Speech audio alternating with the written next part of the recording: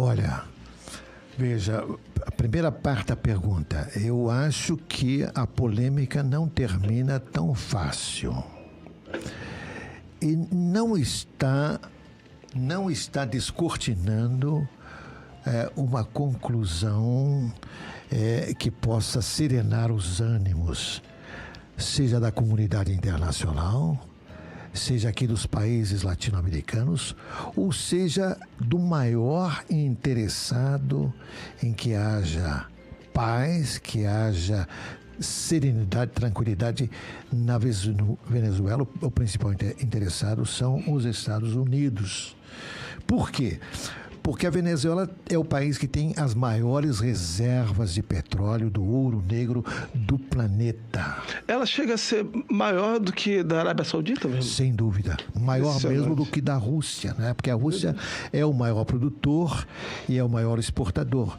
Quem aparece mais é a Arábia Saudita pela quantidade que produz e que exporta com relação ao país. A Rússia produz muito petróleo, mas para o seu próprio consumo. E a Venezuela não somente tem as maiores reservas, mas ela tem o petróleo fino, a melhor qualidade de petróleo. Então, veja, não só os Estados Unidos têm interesse, mas nós, brasileiros, porque é o nosso vizinho, está aqui do lado, meu irmão. Não é? Qualquer distúrbio que acontece lá tem reflexos aqui. É só atravessar a fronteira, meu. Especialmente por causa das eleições, não é? Sim. Nós ainda estamos atravessando um período de contestação das nossas eleições 2022. E as eleições presidenciais na Venezuela foram realizadas no dia 28 de julho. E no domingo passado, o Tribunal Supremo de Justiça da Venezuela proclamou que tinha feito uma consulta das atas, as tais atas, das quais se fala muito desde a eleição no dia 28 de julho, mas que nunca apareceram. Mas o tribunal fez a consulta a essas atas. A essas atas. Sim. Sem ter mostrado as atas, disse que um conjunto de peritos e de juízes do Tribunal Supremo de Justiça, após uma verificação criteriosa, decidiram os juízes que Nicolás Maduro, o atual presidente, foi o vencedor da eleição para um mandato adicional de 2025 a 2031. E não precisa questionar, porque a garantia sou eu. A garantia é você, meu irmão, também. Então, é claro que não foram mostradas as atas. Meu Deus. E para justificar a afirmação categórica, irrecorrível, disse o Supremo, não é? Não, que coisa. É incontestável e irrecorrível a decisão que tomaram de que o vencedor foi Nicolás Maduro. Meu pai. E, a oposição, que disse que foi o oponente do atual presidente Maduro, o Edmundo Gonçalves, que venceu, foi o oponente, e na ocasião a oposição mostrou mais de 80% das tais atas. Provavelmente adulterada, alguma coisa. Foi hackeado, meu irmão, isso foi hackeado e foi... No parecer dos juízes, isso não vale, porque foi hackeado ou foi adulterado, mas o fato é que eles disseram, os juízes do Supremo Tribunal da Venezuela, disseram que estiveram em consulta e foram pessoalmente ao Conselho Nacional Eleitoral para fazer uma verificação junto com peritos eleitorais.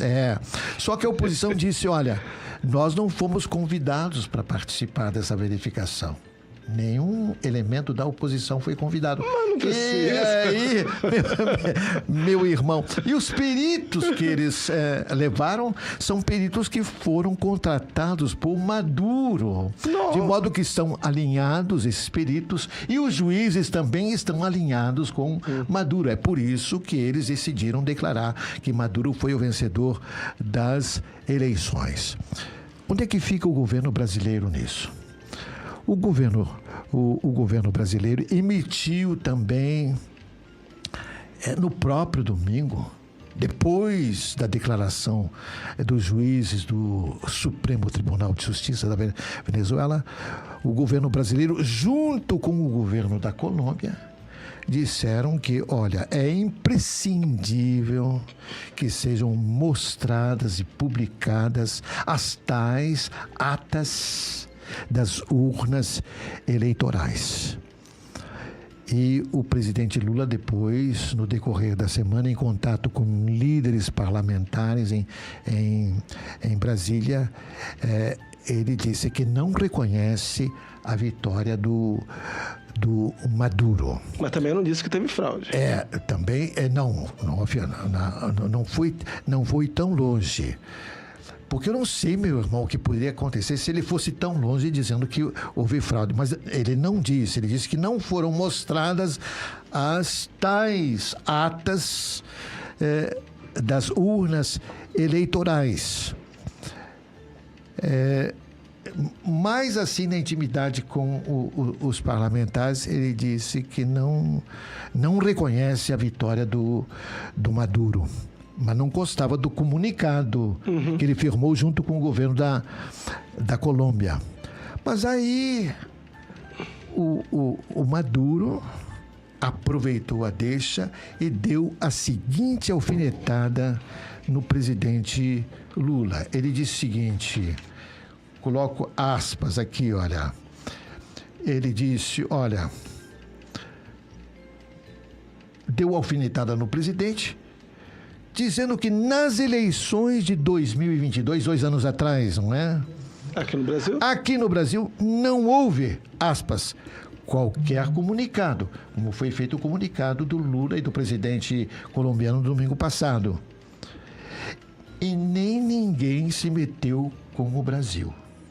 Foi o que o presidente Maduro disse.